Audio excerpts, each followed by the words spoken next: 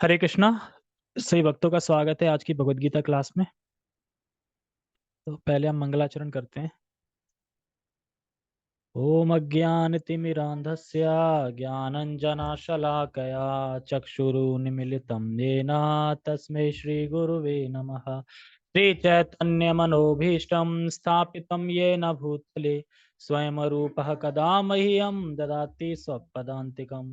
वन्देऽहं श्रीगुरो श्रीयुतापदकमलं श्रीगुरून् वैष्णवांश श्रीरूपं साग्रजातं सहगण रघुनाथं वितं तं सजीवम् साद्वैतं सावधूतं परिजनसहितं कृष्ण चैतन्य देवं श्री राधा कृष्ण पादान सहगण ललिता श्री विशाखात विशांचा।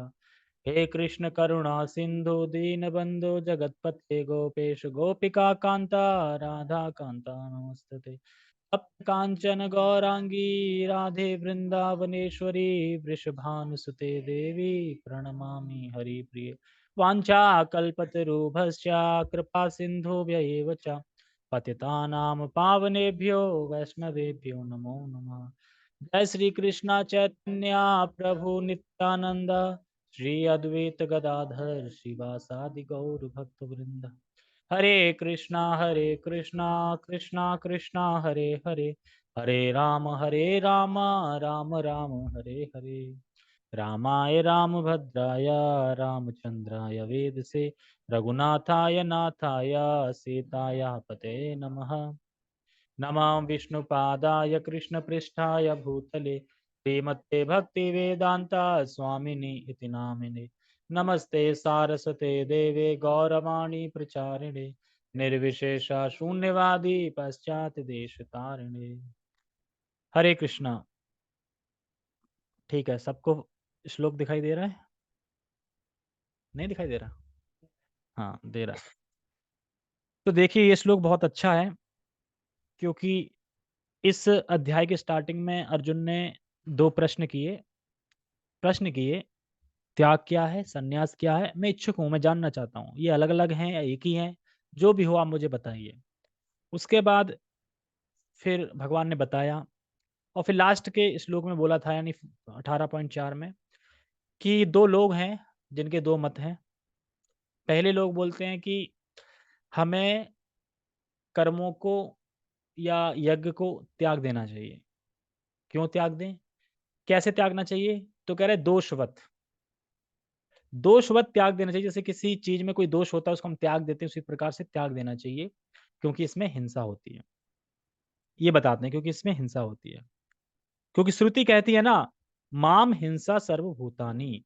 किसी भी जीव के प्रति हमें हिंसा नहीं करनी चाहिए, किसी भी जीव के प्रति, चाहे वो मच्छर हो, चाहे वह कॉकरोच हो, चाहे वह कोई भी जीव हो, मुर्गा हो, बकरा हो।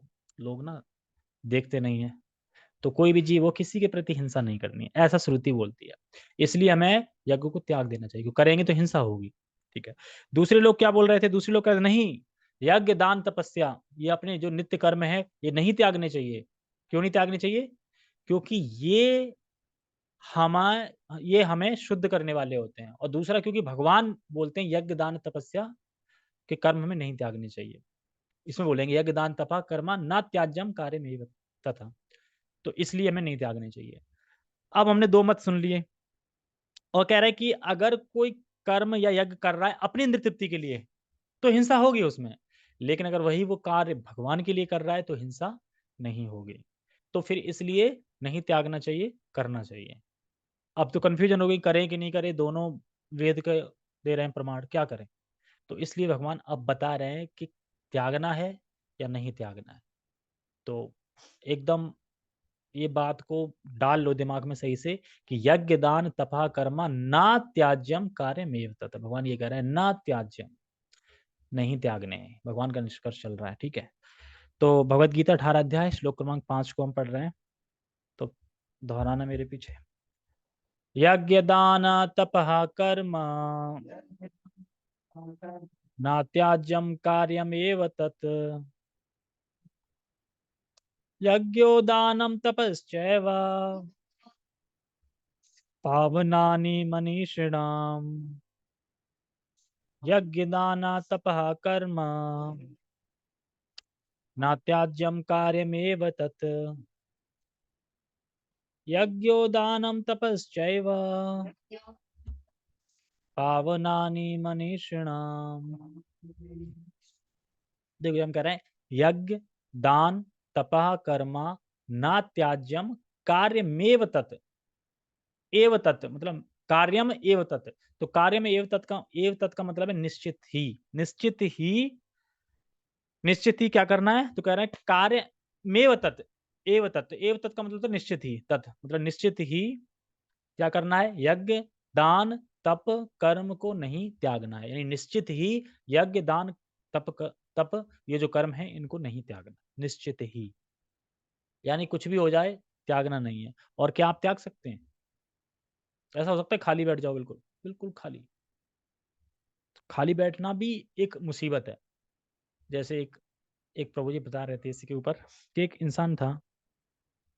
तो कहते हैं ना कि इंसान जिस माहौल में रहता है वो अपने आप को ढाल लेता है वैसे ही, मतलब ढाल लेता है वैसे ही मतलब कि बन जाता है, दिक्कत नहीं होती। तो एक इंसान था कि जो एक ऐसे कमरे में रहता था कि जहाँ उसके पीछे जाली थी और वहां से ट्रेन निकलती रहती थी। तो बहुत सारी आवाज आती थी ट्रेन की, इधर साए शू ये धक धक धक धक। और वो सोता रहता था भैंस की तरह बिल्कुल।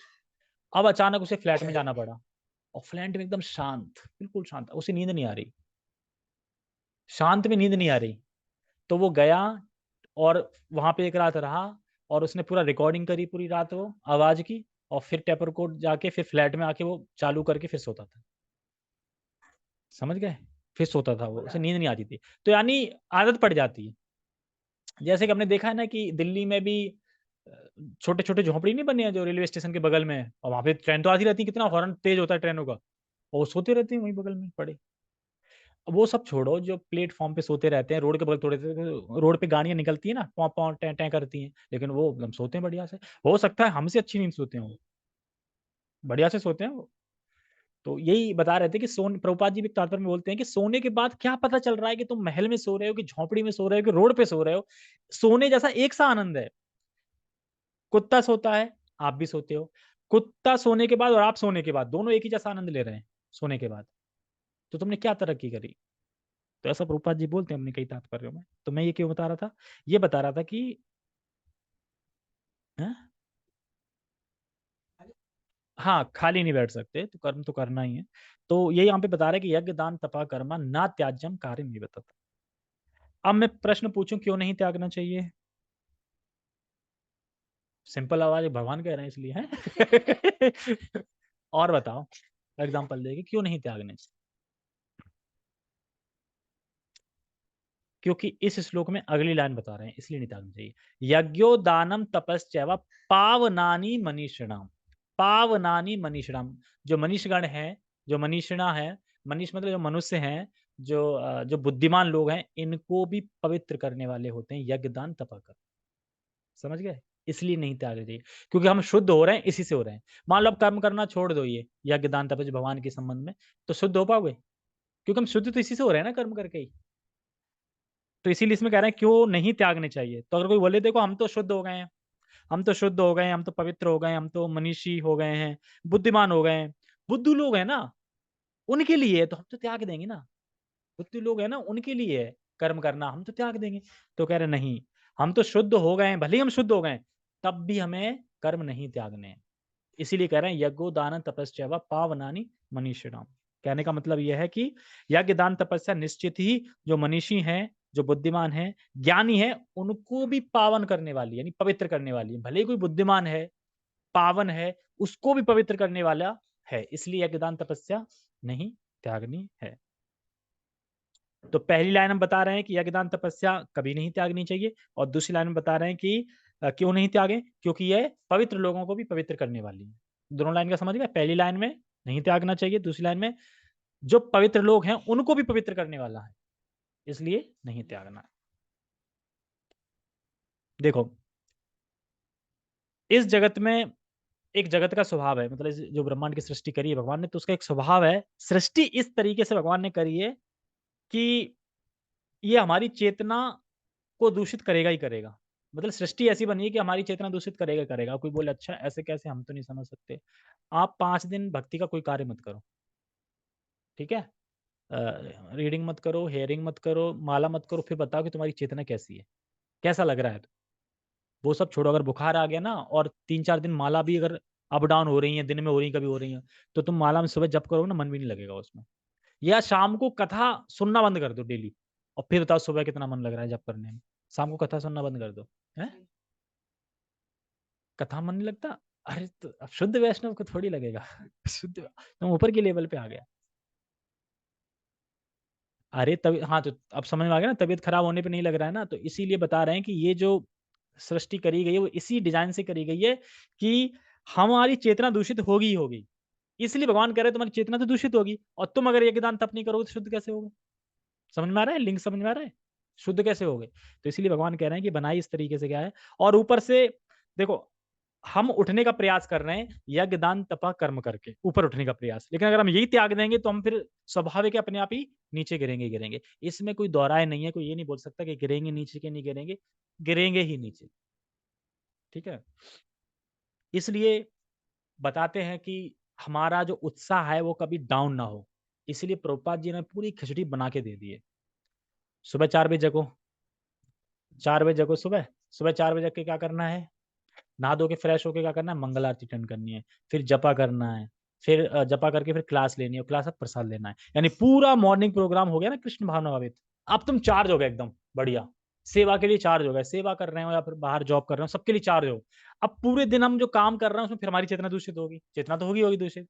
उसके बाद शाम को फिर बना दिया प्रभुपाद जी ने संध्या आरती, उसके बाद गीता क्लास, गीता क्लास के बाद आराम से थोड़ा कृष्णा बुक के पेज पढ़ो और पढ़ के सो जाए, सुबह तक फिर चार्ज। समझ में आया? तो बनी बनाई खिचड़ी मिल गई है। अगर मान लो ये हटा देकर प्रभुपाद जी ने ये सुविधा ना दी होती तो क्या होता? अगर ये सुविधा ना दी होती प्रभुपाद जी ने तो कितनी दिक्कत होती? तो हमें ये चीज समझनी चाहिए। इसीलिए बता रहे हैं कि प्रभुपाद जी ने हमें पूरा प्रोग्राम दिया है। सुबह चार्ज हो जाओ, पूरे दिन लगे रहो, फिर शाम को बैटरी चार्ज करो, पूरी रात उत्साह बना रहेगा। और नहीं तो करके देख लो, 5 दिन शाम को कुछ मत सुनो, ऐसे ही सो जाओ, फिर देखो सुबह कितना मन लगेगा जब में। ठीक है? तो ये यहाँ पे बता रहे हैं। और हमारा यज्ञ क्या है? अब कोई बोले यज्ञ क्या है? यज्ञ दान तपस्या, ये नहीं त्यागने पर यज्ञ है क्या? क्या यज्ञ हमारा है? नाम जप नाम यज्ञ। क्या है? हरे कृष्णा कृष्णा कृष्णा हरे हरे, हरे राम राम राम हरे हरे। तो ये यज्ञ हमें करना है। क्यों करना है? क्योंकि ये सरल है। और क्यों करना है? सरल है। और क्योंकि ये लेना आसान है, मतलब सरल है, एक ही बात है। तो इसलिए इसको सच बता रहे हैं। एक तो इसमें हिंसा नहीं है, क्योंकि पहले वाला क्यों कर्म को त्याग रहे थे? हिंसा की वजह से। अब इसमें कौन सी हिंसा है हरे कृष्णा बोलने में? ज्यादा हिंसा नहीं है ना इसमें। भले हो सकता है सांस ले रहे हैं तो विक्टोरिया जा रहे होंगे, वो तो आप वैसे भी सांस लेते हो, ठीक है, उसमें भी जाएंगे। तो इसमें कोई हिंसा नहीं है, इसलिए अच्छा है, ये सरल है। और ऊपर से ये करना सरल है। करना सरल नहीं है। अब मैं यज्ञ बोलूं कि वेदी बनाओ, फिर होम करो, फिर आहुति दो, फिर स्वाहा करो, फिर धुआं खाओ, ये सब चीजें करेंगे तो क्या है? दिक्कत है ना। तो ये हिंसा भी नहीं है, सरल भी, और फल भी तीव्र देती है। ये कल्पत रूप जो वृक्ष होते हैं ना, उसकी तरह ये देते हैं। क्या देते हैं? नाम। मतलब कि चिंतामणि नाम है, जो मांगोगे मिल जाएगा। और ऐसा होता है, क्योंकि कृष्ण, ऐसा कोई कार्य नहीं जो कृष्ण के लिए मुश्किल हो। तो हम श्री कृष्ण लीला कथा में देखते हैं ना कि कृष्ण ने मोती के पेड़ उगा दिए थे। सब लोग कह रहे अरे बेवकूफ हो क्या, मोती कब से उगने लगे? अरे उगेंगे। क्या करा? खेत जोता, उसमें मोती बो दिए, और उसमें फिर वो दूध डाल दिया, और पेड़ निकला, और इतना खुशबू वाला, और मोती भी इतना बढ़िया। नंद बाबा कह रहे ऐसा मोती तो हमने देखा ही नहीं, ये तो हमारे इससे भी अच्छा है। फिर राधा रानी कहती अच्छा, हम भी उगाएंगे। ललिता, विशाखा, चलो। कह रहे कि उगाएंगे। तुम पागल हो क्या? ललिता बोलती पागल हो गया तुम? कह रहे पागल नहीं है, उगाएंगे। तो ललिता कहती बात बताओ, कृष्ण ने कितने कितने चमत्कार किए हैं, गोवर्धन पर्वत उठाया, ये उठाया है, तुमने आज तक कौन सा चमत्कार किया है? राधा रानी से बोलती कौन सा चमत्कार किया बताओ? हाँ ये तो नहीं किया, तो इस बार करेंगे चमत्कार। तो कह रहे हैं मोती अगर बड़े बड़े मोती लगाएंगे ना, तो हो सकता है कि बड़े बड़े मोती उनसे बड़े हो जाए हमारे, तो हम जीत जाएंगे। तो वो कहती किससे मांगे, अपनी माता से मांगते हैं, और सबको मतलब फुसला फुसला के हम बोएंगे, बस कुछ दिन में मोती बड़े बड़े, और सबके बड़े बड़े मोती ले आती हैं और खेतों में बो देती हैं। उसके बाद कहती हैं हम ऐसा करेंगे, दूध और घी और माखन, इसका वो सिंचन करेंगे इससे, ताकि और अच्छे निकलेंगे। करने लगती हैं, करते करते करते करते क्या होता है, झाड़ उगता है, झाड़ उगने लगता है कांटे वाला, और वो सोच रही कि इसी में से निकलेंगे फूल, और बाद में पता चला, ध्यान से देखते उसमें कांटे भी उग रहे थे, और कांटा देखा तो कांटा था। कह रहे अरे यार ये क्या हो गया, तो कांटा कह रहा अब तो बड़ा भयंकर डांट पड़ेगी। माता से चुपचाप ले लिए सारे मोती, और दिवाली आने वाली है, अब हम अपने गाँव को, गायों को क्या पहनाएंगे, क्योंकि गाय के लिए सब उगाया जा रहा था। कहती कृष्ण से मांगे क्या, कह रहे कृष्ण के पास जाएंगे ना मांगने, तो पहले ताने देगा दुनिया भर के, तो ताने खा लो या तो फिर। तो कहने का मतलब ये है कि कृष्ण क्या है जो नहीं कर सकते, कुछ भी कर सकते हैं। तो इसी प्रकार से कृष्ण का नाम और कृष्ण में कोई भेद नहीं है, तो कृष्ण का नाम भी कुछ भी कर सकता है। इसलिए हरे कृष्ण अगर हम जिस मनोभाव से ले रहे हैं वो पूर्ण हो जाता है। और क्या अभी तक पूर्ण नहीं हुआ है? जब जब भक्ति में स्टार्टिंग में जुड़े थे, जो जो सोचते जा रहे थे, नहीं हो रही है क्या? याद करो कि पहले हम सोचते थे कि कभी इस्कॉन के साथ ना, कभी ट्रिप में जाएं, मायापुर जाना है, मायापुर, मायापुर का ऑप्शन आ गया ना, जा भले ही नहीं पा रहा है, लेकिन ऑप्शन तो आ गया ना, जा सकते हैं, और तुम तो जा ही रही हो। आगे चल के जगन्नाथपुरी का भी आएगा, आगे चल के फिर वहाँ का भी आएगा, क्या बोलते हैं वहाँ का, वो राम का वो क्या है, अयोध्या नहीं, एक रामेश्वरम, द्वारका भी आएगा, और हाँ रामेश्वरम भी आएगा। सब एक एक से होंगे पूरे,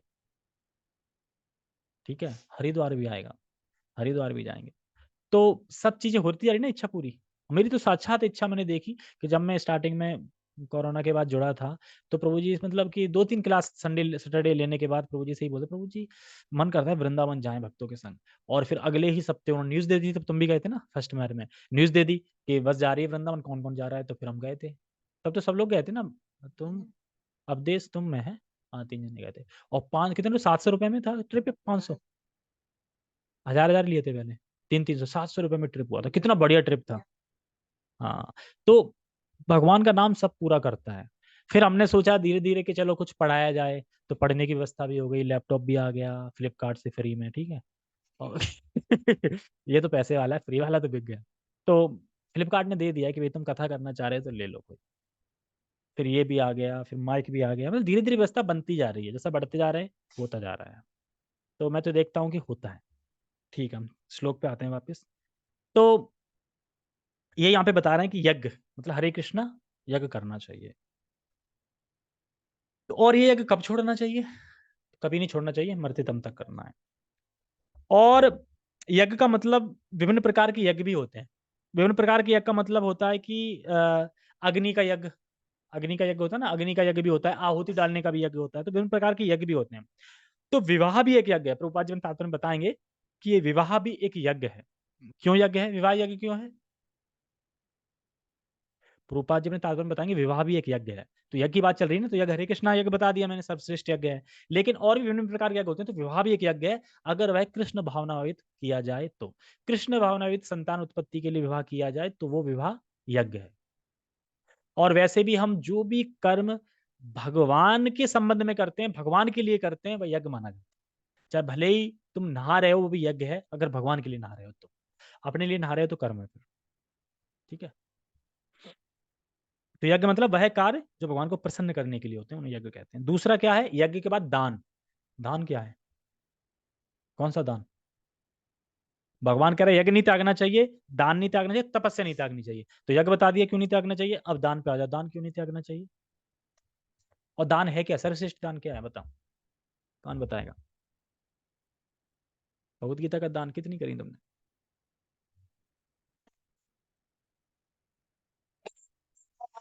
भगवत गीता का ज्ञान। हाँ, दान की जगह ज्ञान। तो भगवत गीता का ज्ञान देना ये सर्वश्रेष्ठ दान है। और बाकी धन तो हम देते ही हैं, क्योंकि धन से हमारा क्या है, धन शुद्ध होता है, और धन से फिर हम जो भी कार्य करते हैं, लगाते हैं, तो वो भी सब चीजें शुद्ध होते हैं, कर्म भी हमारे शुद्ध होते हैं। तो इसलिए धन भी देना चाहिए, और सबसे बड़ा सर्वश्रेष्ठ है मतलब कि भगवान की वाणी का दान देना, मतलब बताना किसी को। कब तक? जब तक, क्योंकि प्रभुपाद जी जब अंतिम समय में थे तब भी रिकॉर्डिंग कर रहे थे ना, ट्रांसलेट। तो यानी अंतिम समय तक दिया है ना भगवत गीता का। और क्या है, हाँ दान। तो दान मतलब कि एक तो ये हो गया, एक का। और दूसरा दान है कि व्यक्ति कितना बड़ा अगर वैरागी है, पर उसका एक कर्तव्य होता है, जैसे कि ब्राह्मण का कर्तव्य होता है, 6 कर्तव्य होते हैं ब्राह्मण के, पठन पाठन, यजन याजन, और एक होता है दान। मतलब पठन पाठन मतलब पढ़ाए और पढ़े और पढ़ाए, 2, और 2 होते हैं कि अ, यज्ञ करे और दूसरों को प्रेरित भी करे यज्ञ करने के, 4, और 2 होते हैं कि दान दे और दान ले। मतलब दान ले भी रहा हो और दान दे भी। ऐसा नहीं कि दान लेता जा रहा है, दे नहीं रहा है कुछ, देता भी है। तो ये ब्राह्मण के कर्तव्य हैं। तो इसलिए ये बताया जा रहा है कि कर्तव्य होता है मतलब जैसे ब्राह्मण के कर्तव्य होते हैं वैसे दान के। और ब्राह्मण दान लेके भगवत कार्य में लगाता है वह दान, ठीक है? अपने ऊपर नहीं लगाता है। बहुत से ऐसे एक वो नाम याद नहीं आ रहा है कि जब वो ट्रांसलेट करते थे, तो अपना दीपक जलाते थे, और जब राजा की नौकरी के लिए कुछ उनके लिए पढ़ते लिखते थे, तो फिर राजा का दीपक जलाते थे। ट्रांसलेट करते थे या कोई अपना निजी काम कर रहे हैं तो अपनी रोशनी से। इतने वो थे बताओ सतर्क। हम तो इतने हो भी नहीं सकते। हम तो मैं तो अभी ऑफिस का ही पेन यूज़ कर रहा हूँ नोट्स के लिए, है ना? इतना नहीं है। ठीक है ना, पेन का नोट्स का यूज़ कर रहा हूँ। सर कहते हैं, "तो बड़ा जल्दी पेन खत्म हो जाता है तुम्हारा।" अरे छोटे-छोटे तो पेन है तुम्हारे, खत्म हो जाते हैं, मैं क्या करूँ? ये लिखना होता है ना, अब इतना लिखा है तो खत्म होंगे ही फिर। ठीक है। फिर क्या है? तपस्या। तपस्या क्या है? तपस्या तो ईज़ी है, पता ही सबको, एकादशी का फास्ट। 10 मिनट भगवान को जब हम भोग लगाते हैं और वो 10 मिनट हम भूखे रहते हैं, वो भी तपस्या है। और वो 10 मिनट भूखे रहना बड़ा डेंजर है, याद रखना। बाकी 10 मिनट रह लोगे और वही 10 मिनट बड़ा दिक्कत हो जाती है। बढ़िया मटर पनीर की सब्जी बनी हो, बढ़िया चपाती हो घी में और रख दी, तो बढ़िया राइस हो, अब बस कब 10 मिनट हो। तो वो जो तुम कष्ट सह रहे हो ना, वो भी तपस्या है। तो ये तपस्या, तो ये इच्छा समझा, अपनी पसंद की चीज़, मुझे गुलाब जामुन पसंद है लेकिन मैं खाऊँगा भी नहीं, मैं 10 मिनट बाद खाऊँगा। तो ये तपस्या हुई कि नहीं तपस्या हुई कि तुम मतलब कि वेट कर रहे हो, तो ये भी तपस्या है। तपस्या मतलब, और तपस्या है इंद्रियों का संयम, मतलब अपने इंद्रियों को भौतिक कार्यों में ना लगा के भगवत कार्यों में लगाना, ये भी तपस्या है। और एक ये तपस्या जो मैंने बताई। तो हम क्या सीखे इसमें अभी तक? बुद्धिमान हैं, मनीषी हैं, उनको भी यज्ञदान तपस्या शुद्ध करने वाली है, इसलिए इसे कभी नहीं त्यागना चाहिए, निश्चित रूप से। मतलब अपनी इच्छा होते हुए भी हम पसंद की चीज़ अगर छोड़ रहे हैं 10 मिनट के लिए भी, तो वो भी तपस्या है। ठीक है, हम एक बार टेक्स्ट पढ़ते हैं। टेक्स्ट पढ़ा नहीं मैंने अभी तक? पढ़ते हैं टेक्स्ट। यज्ञ, दान तथा तपस्या के कर्मों का कभी परित्याग नहीं करना चाहिए। उन्हें अवश्य संपन्न करना चाहिए। निसंदेह यज्ञ, दान तथा तपस्या महात्माओं को भी शुद्ध बनाते हैं। महात्मा पहले से शुद्ध हैं, उनको भी शुद्ध बनाते हैं। तो हमारा क्या कहना फिर, हमें शुद्ध बनाएँगे, नहीं बनाएँगे? अब समझ में आ गया कि यज्ञ, दान, तपस्या में नहीं त्यागनी चाहिए। मत समझ में आ गया? आंसर और क्लियर हो जाएगा, क्योंकि यज्ञ, दान, तपस्या भी 3 प्रकार के होते हैं। तो भगवान और अंडरस्टैंडिंग करेंगे कि कौन-सा त्यागना है, कौन-सा नहीं त्यागना है। वैसे यज्ञ, दान, तपस्या नहीं त्यागनी चाहिए, भगवत संबंध के कार्य में बताया जा रहा है। अब वो यज्ञ नहीं कि जो तुम एक टाँग पे खड़े होके कर रहे हो, नहीं, यज्ञ मतलब कि जो स्वाहा-स्वाहा कर रहे हो, धुआँ खा रहे हो, पता नहीं कौन-सा यज्ञ कर रहे हो, तो इस प्रकार के यज्ञ नहीं। यज्ञ तो कलयुग में एक ही है, हरि नाम संकीर्तन यज्ञ। चैतन्य महाप्रभु ने बताया, तो यही हमें करना है। ठीक है। तो ये महात्मा को भी शुद्ध बनाता है। प्रभुपाद जी तात्पर्य पे चलते हैं।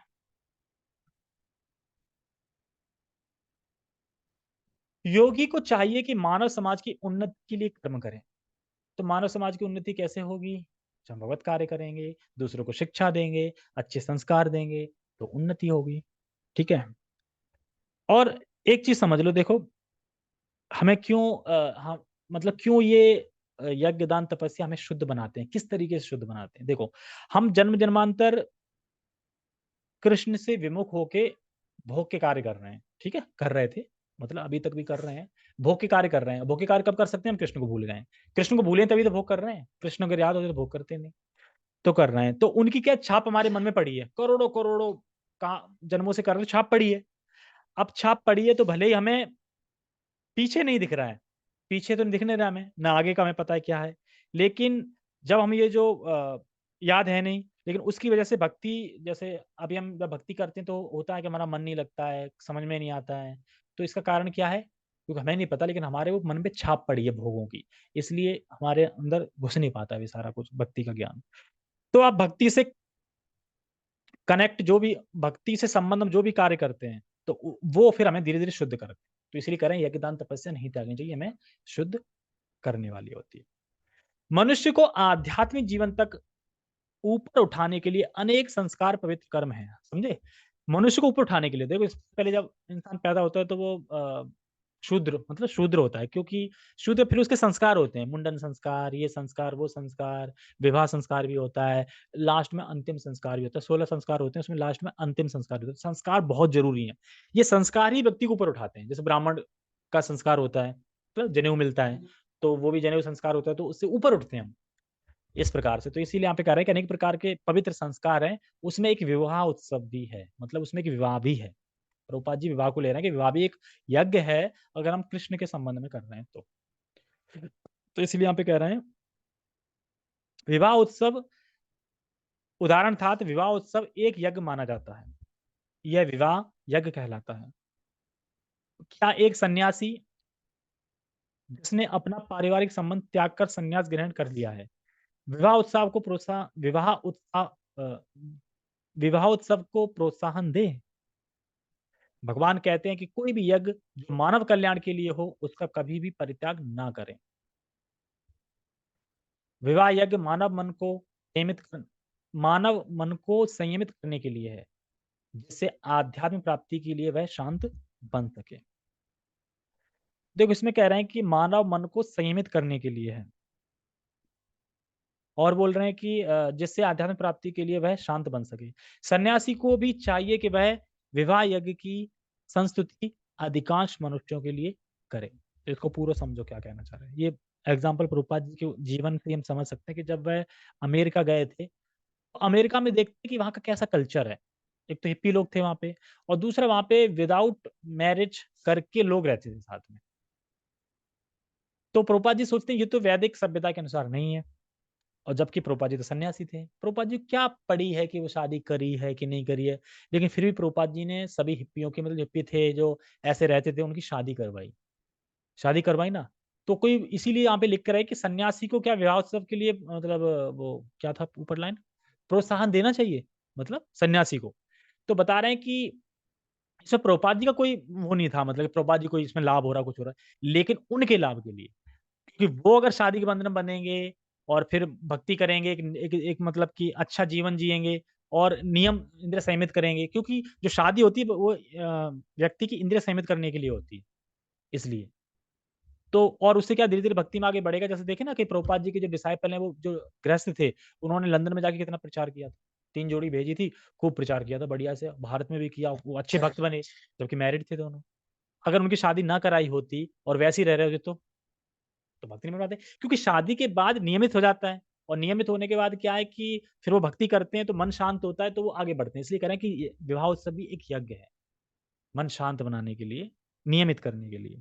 तो इसीलिए यहाँ पे कह रहे हैं कि प्रभुपाद जी अमेरिका गए तो वहाँ पे लोग शादी करके नहीं रह रहे थे, तो प्रभुपाद जी ने शादी कराई। कुछ लोगों ने उल्टी उँगली भी उठाई प्रभुपाद जी पे कि सन्यासी होके शादी करा रहे हैं, ये क्या मतलब? है ना? क्योंकि उनके लिए बहुत ज़रूरी था, जिनकी शादी कराई उनके लिए बहुत ज़रूरी था।